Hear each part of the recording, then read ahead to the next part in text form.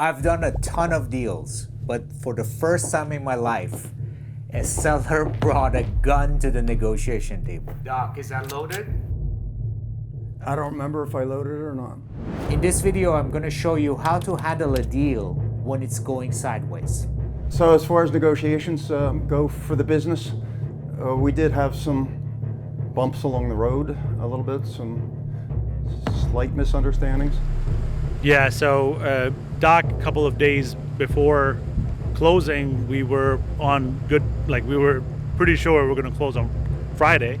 And the day, or actually on Wednesday, I get a text message from him saying that he doesn't know what's going on and he wants to call the whole deal off. He's just saying like no action is happening on his side. Even for the people that we interviewed with him, he's been wanting us to hire them already. So he's like, "What's going on? Why aren't you guys doing anything?" Tried to explain it to him, but for the text messages, I've been responding to him saying, "Hey, look, we're doing stuff. The closing's on Friday. We got people coming from different parts of the country, so this should be a done deal." He hasn't been responding to his text messages. Okay. So this deal has been going on for more than 60 days. We have a signed letter of intent, or LOI. This deal is unique because it's fully financed by the seller. So Jibril is going to take over the operation and use the profits from the business to pay for its own purchase price. And the doctor and Jibril and I had been interviewing vets to add them to the new hospital. So a lot of work has gone into this deal already. Best way to smooth over these kind of issues is to go meet him in person. You're in Poconos right now, right? I don't want to just go up his house, but I'll try calling Sherry, his wife. Deal making 101. Be in constant communication with the seller. Never assume that the seller knows what's going on in your head, okay? In this scenario, I was assuming that Jibril is communicating with the seller that it took us a little bit of extra time to put together the paperwork in a way that we can build a vet hospital consolidator. But apparently that communication didn't happen, and the doc, not knowing what's going on inside Jibril's head, got cold feet. This happens more often than you think. I got some better news for you. Okay, great. Tell me. Yeah, I was able to speak to his wife, Sherry. Okay. And she said she'll try to get in touch with him also. Okay. She said he wasn't feeling well, so he might have been a little cranky. Okay. And eventually I did get a text message back from Doc. Okay, that's good. And so I had offered to take him out to dinner at Double Cut, and he took me up on that offer. So we'll be going there tonight at 6. Awesome. Yeah, it's always better to discuss these things in person. What time is your dinner? 6 o'clock. Okay, great. We'll be driving when you're at the dinner. So call me, put me on speakerphone. Let me also talk to him. The two of us can explain everything and work through all the issues. Just I wanted to make sure that the deal is on, and I wanted to make sure you're happy, and I wanted to explain the reason for the delay, essentially, which seems to now we are all on the same page. We want to do this, and we want to do it, but we want to do it right. So that's why it's been taking a little bit of time. So, Alex, so basically the way I was explaining to him is we're going to be doing not just this animal hospital, but several afterwards. And Correct. we want to make sure that it's done correctly from the beginning. Correct. So that nobody can come back later to us and say, "Oh, you didn't do your due diligence correctly when you bought this one." Exactly. So that's why we're doing it this way. And, basically we're keeping the end in mind as we're doing this. Yeah, I said to Jibril, I didn't mean to be rude by that text. I mean, the only reason that I sent a text was I just didn't know what was going on.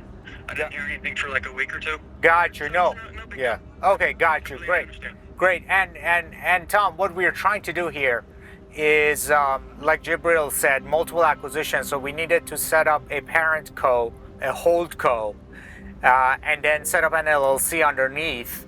to do this acquisition. And like I said last time I met you, I want you to be part of this journey, even if I'm not just help advise us a little bit so that we can do multiple acquisitions. I mentioned that we want him to be the consultant on this thing. Exactly. You can't imagine how psyched I am.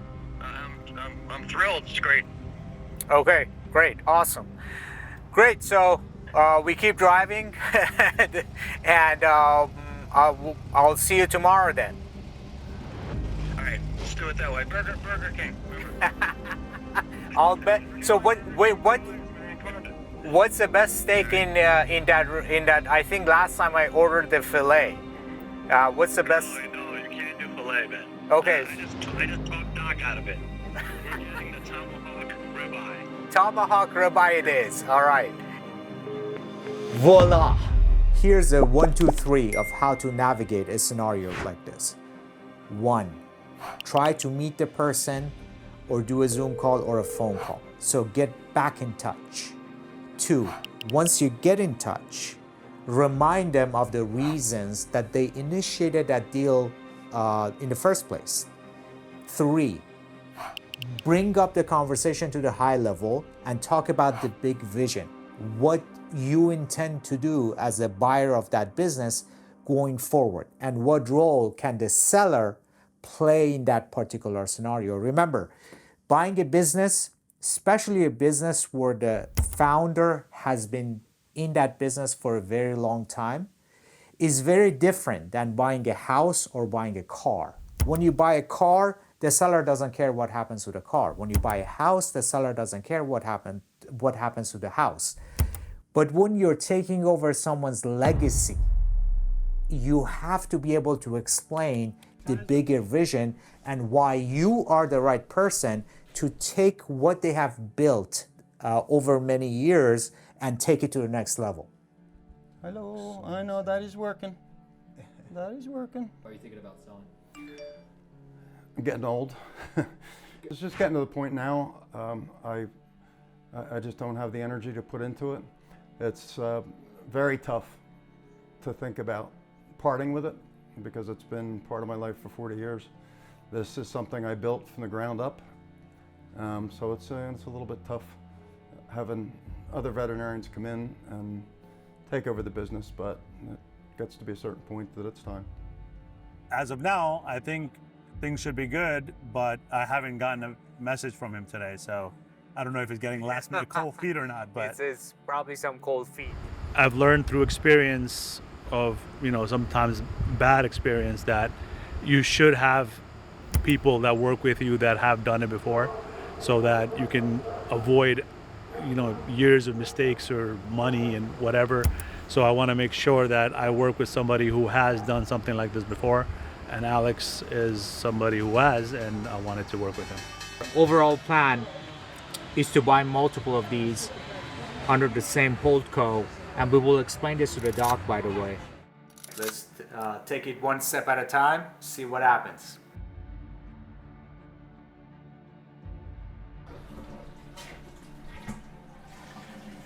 Okay, I guess he's ready to go.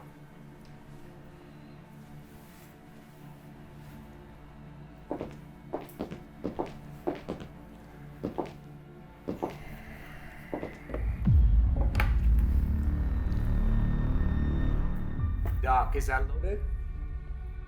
I don't remember if I loaded it or not. Okay. All right, so Doc, we were driving here yesterday, and I got the news from Jibril. We had worked out a deal, but you kind of got cold feet last second. Tell us what happened. Are you kidding me? You're going to get upset with me? I was waiting for you guys to call me for a week. We were supposed to work out details. We had talked all about that a couple weeks ago, and I'm waiting for you guys to call. Tried to call you twice. I couldn't get a hold of you. That's all. I had no idea what you guys were thinking, what was going on. Got you.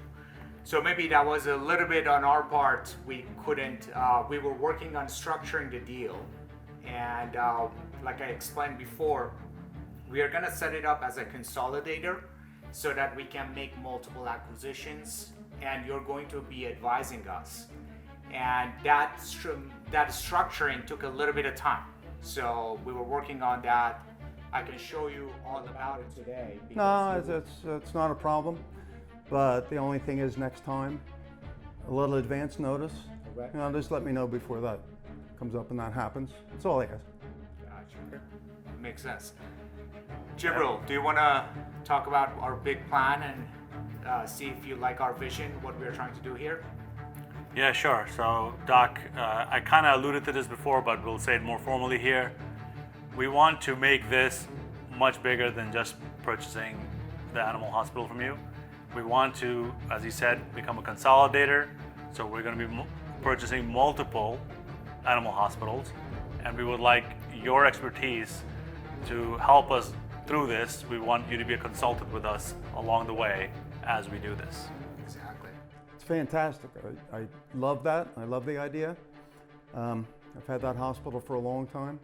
So to be able to keep that not only just going, but to increase it, it's my dream. It'd be absolutely fantastic. So as big as we can go. Great. Yeah.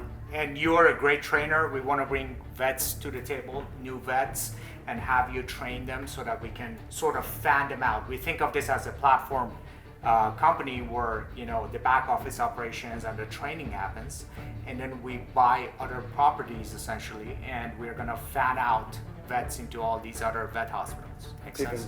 It's even better. Right. And I love to teach. I love to train. I've got a lot to teach.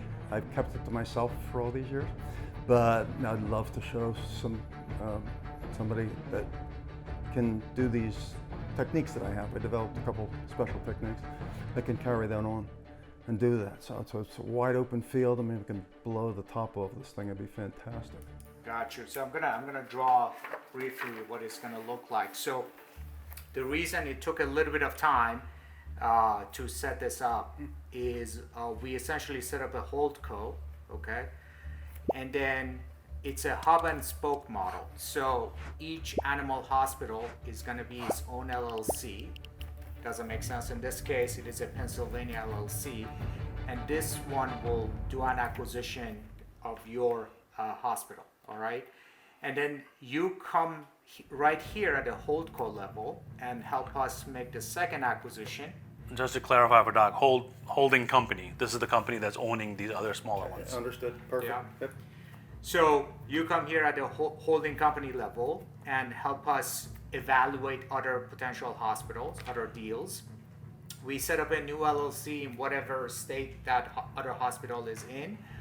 We do an asset purchase, put the second, this is like essentially hospital 1, I call it H1. We put H2 here, and then what we do is we combine the back office administrative work and everything that can be combined, essentially run it out of here, so reduce the costs on the second hospital. What we call these satellite clinics. Yep.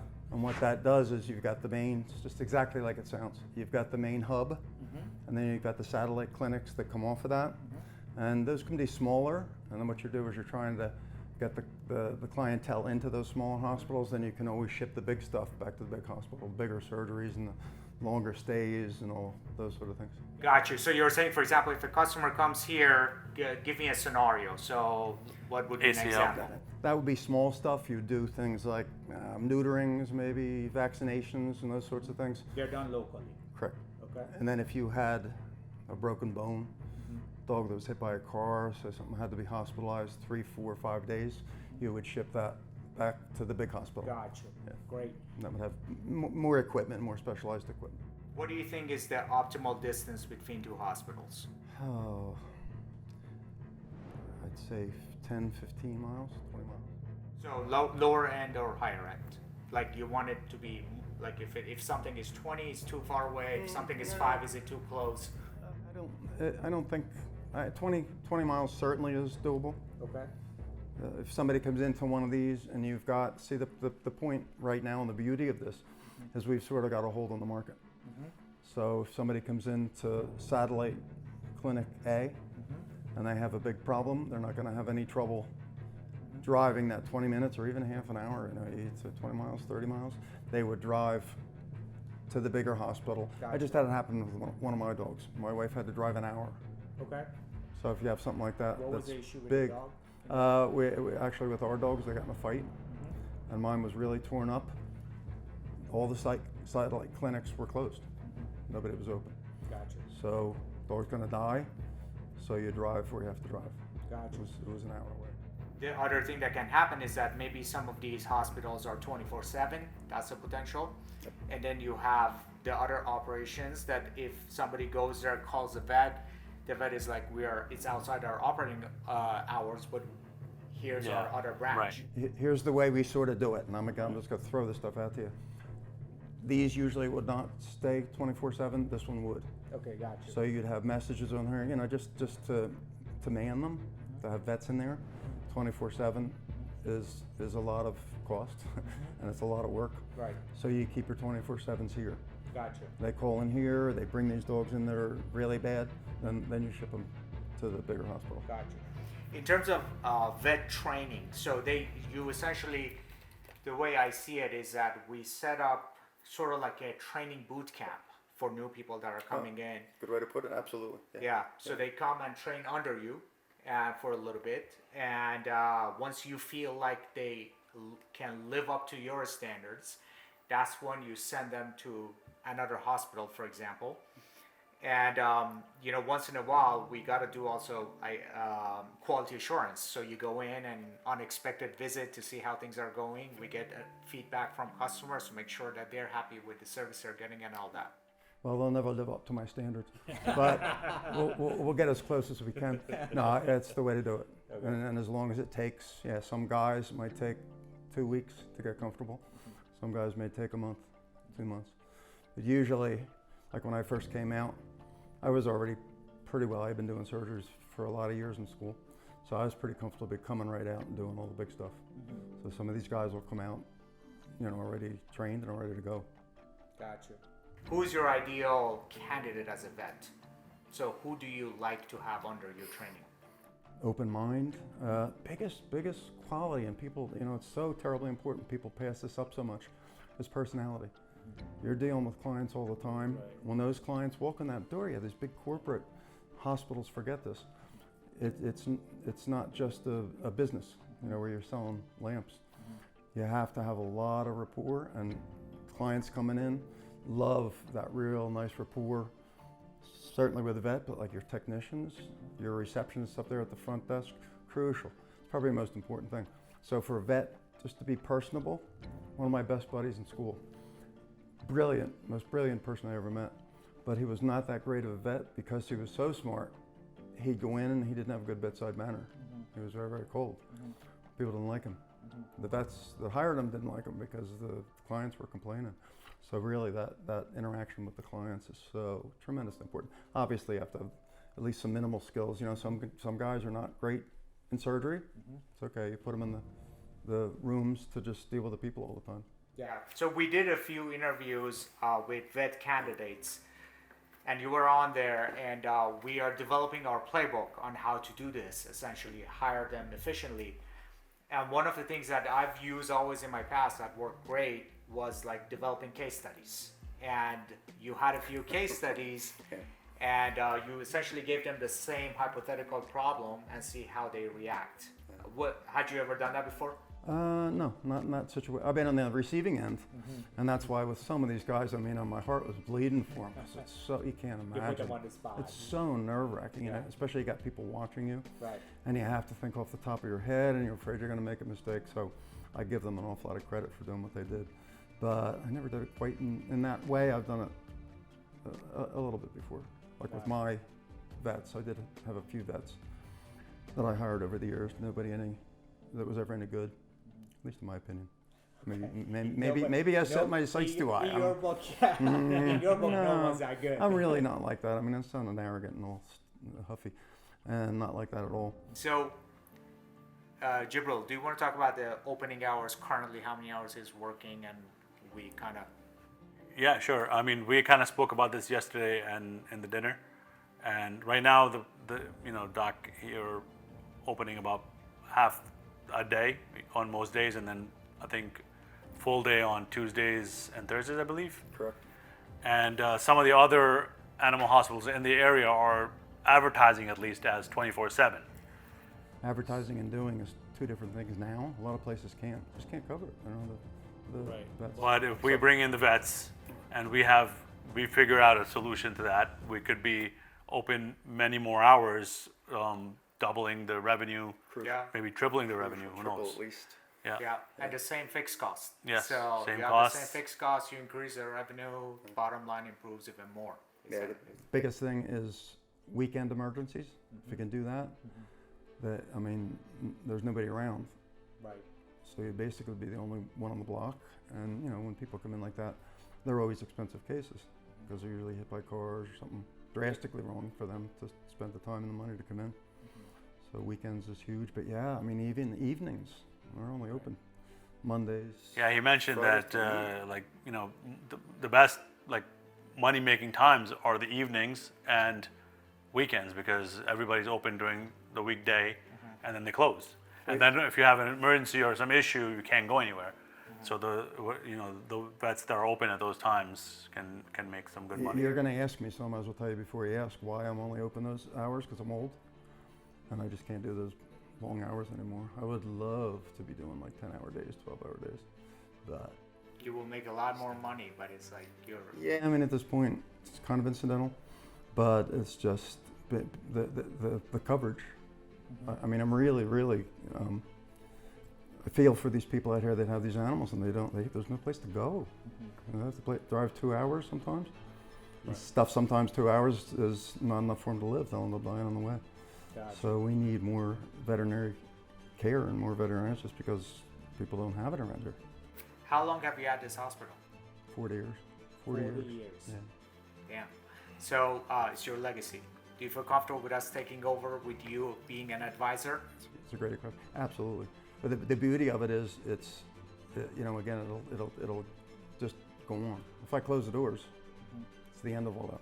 But the beauty of this is, not only do you bring new life to it and you rise up out of the ashes, but you actually make it better. So it's perfect. All right, Doc, so after you doing this for 40 years, we're here to take your legacy forward. After today's conversation, can we say that the deal is back on the table? Yeah, I think I feel much better after we talked. I understand a little bit better. That's awesome. Great to hear. Okay. Great. Thanks, Awesome. guys. What's the best thing to look for in a partnership? I look for three things: trustworthiness, optimism, and competence. You want to work with people who are trustworthy, and you want to work with people who have an optimistic viewpoint to life, but you also want them to be competent in what they do. If you have all those three, that's when the magic happens. Get featured as a business buyer or seller. Click the link below.